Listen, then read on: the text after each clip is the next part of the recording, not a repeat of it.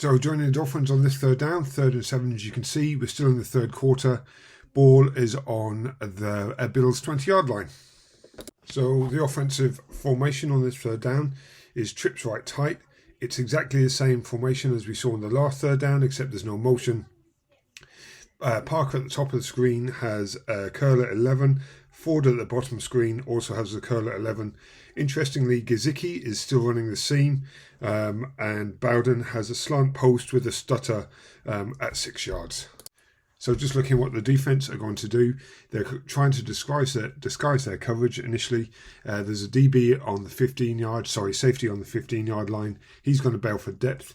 It's going to be too high, so the safeties are going to split the middle of the field and not get beat deep.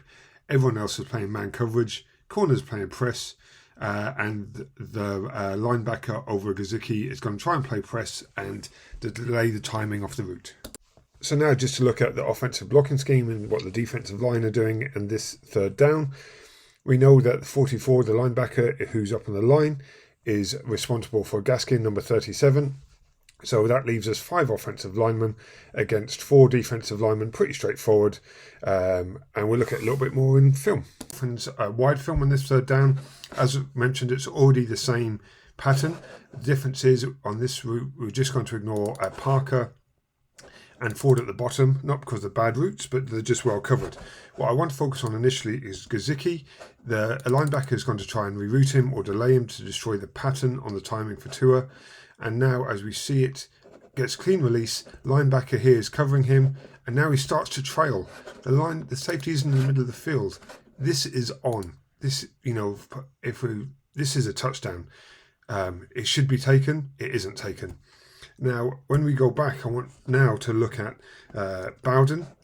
Right here, Bowden's here.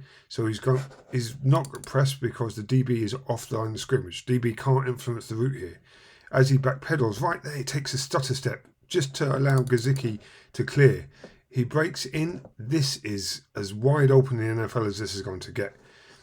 Tua anticipates it. The ball's already gone, but it's high. It's high. Come on, Tua. You've got to hit him in the hands. The slant is a basic route. However, it hits him in the hand. He doesn't catch it. It leads to a pick. It's a bad throw by Tua because it's a timing throw. It should be open. And it's a bad job by Bowden because this is the NFL. Hitch in the hands. You should catch it.